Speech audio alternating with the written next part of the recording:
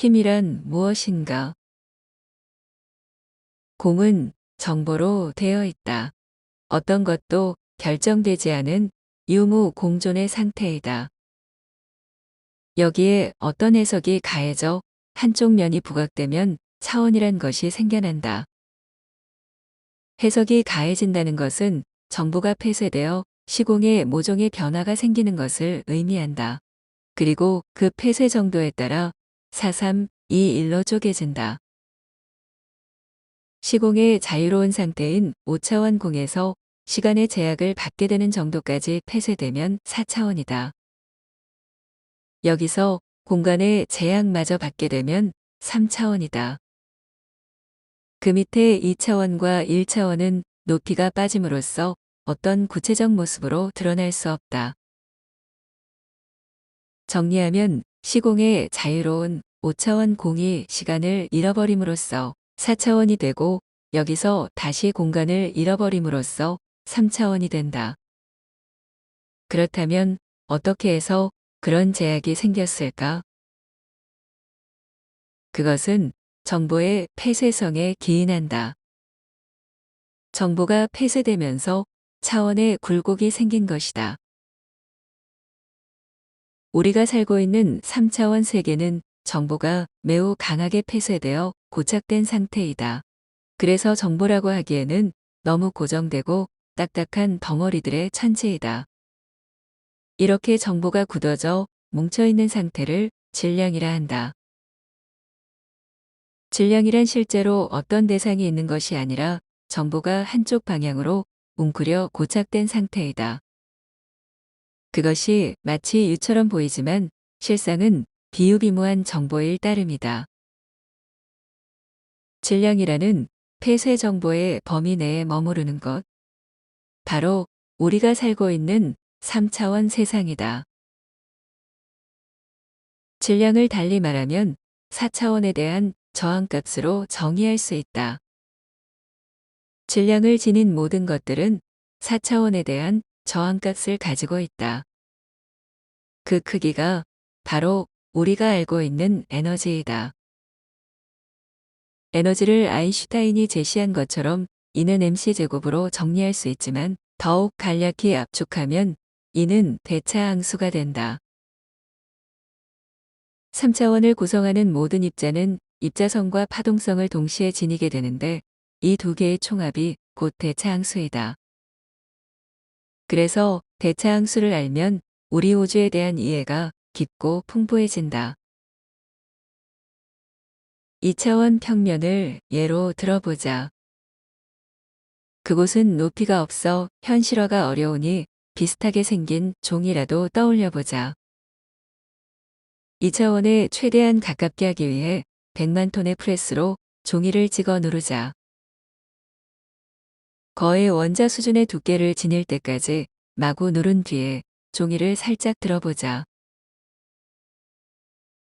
손에 잡히는 것으로 보아 3차원 입체에 속하긴 하지만 그래도 모습이 꽤 2차원을 닮아 있다. 여기서 높이를 더욱 줄여나가면 어떨까? 이미 100만 톤의 압박을 받은 종이를 사정없이 누른다면 상상조차 할 수 없는 저항이 발생할 것이다. 그래도 누르고 또 눌러 높이가 거의 없는 정도까지 가게 되면 저항값이 최고도로 달하게 된다. 차원의 경계에 도달한 저항값. 이것을 특이점이라 한다. 3차원 역시 같은 방식으로 생겨났다. 4차원의 한 단면이 오그라들기 시작했고 그것이 극한도로 폐쇄되자 더 이상 4차원 초입체의 조건을 만족할 수 없게 되었다. 이것은 차원이 바뀔 것을 예고하는 것으로 이때의 폐쇄성을 가리켜 특이점이라 한다.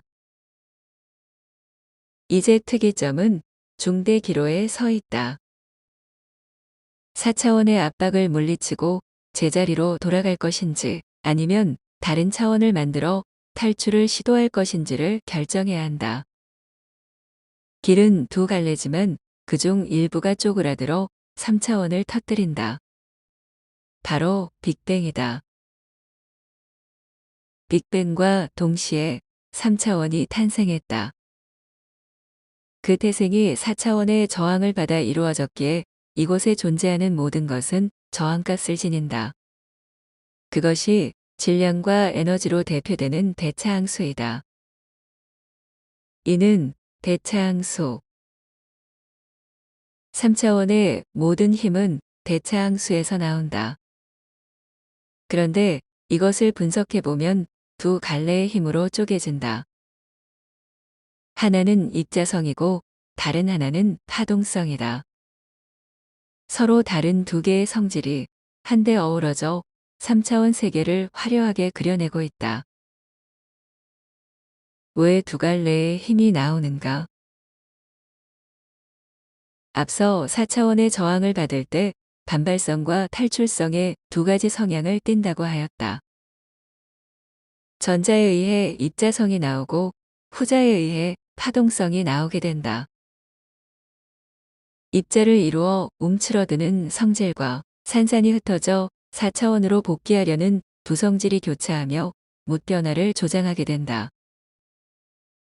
물론 입자가 지닌 이중성은 차원을 더 거슬러 올라가면 유와 무를 동시에 만족하는 공에 그 근원을 두고 있다. 동양에서는 입자와 파동을 연구하는 학문이 진작부터 시작됐다. 역사의 태동과 함께했으니 그 유래가 참으로 오래다.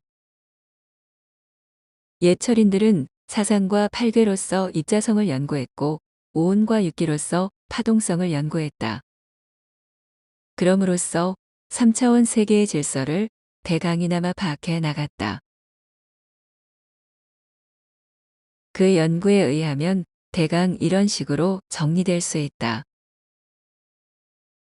유력과 무력, 여기서 사상 8개와 오온 6기로 갈라진다. 사상은 우주의 근원적 힘을 만든다. 익히 알려진 강한 핵력, 약한 핵력 전자기력 중력이 바로 그것이다. 이뿐만 아니라 생명의 설계도인 DNA에도 깊숙이 스며들어 A, T, G, C의 네 갈래 염기 서열을 만들어냈다. 그리고 사상이 8개와 64개로 분화되고 이것이 다시 대칭을 이루면서 모두 128개의 원소를 만들어낸다. 오늘날의 주기율표에는 모두 118개의 원소가 있는데 궤상으로 미루어 보면 발견될 것이 아직 10개나 더 남아있게 된다. 오온 6기도 뒤질세라 놀랄만한 성과를 냈다. 목화토금수인 오온이 파동을 이루게 되면 음양으로 갈라져 갑을병정, 무기경신임계가 된다. 오온은 대칭을 정확히 이루게 됨으로써 질량이 없는 고차원적 원리에 적용된다. 반면에 육기는 오온에 토가 하나 더 붙게 됨으로써 대칭이 깨져버린 상태이다. 그 결과 자축인묘, 진사오미 신유술의 12축이 생겨나고 이 때문에 질량이 생겨 3차원으로 응축하게 된다. 오온에서 육기가 됨으로써 우리 우주는 4차원의 한 단면에 3차원 제국을 건설할 수 있었다. 육기는 자축인묘, 진사오미 신유술회라는 12개의 기본 입자로 되어 있고 이들 사이에 힘을 전달하는 진술축미 4개의 토를 지니고 있다. 오늘날의 표준 모형과 매우 흡사하게 일치하고 있다. 현대 물리학이 발견한 가장 놀라운 성과로 자연계에 존재하는 4가지 힘을 빼놓을 수 없다.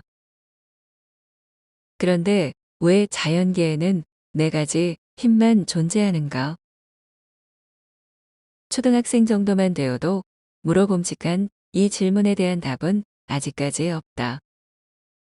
과학자들은 앞으로도 꽤 오랜 시간 동안 여기에 대한 답을 내리지 못할 것으로 본다. 하지만 동양에서는 아주 오래전에 답을 내렸다. 사상이 바로 그것이다. 자연계에 존재하는 힘은 유력과 무력이고 이 두 개의 힘이 교차해서 태양, 태음, 소양, 소음의 4가지 힘을 만들어낸다. 이 네 가지 힘이 우주를 떠받치는 대들보가 된 것이다.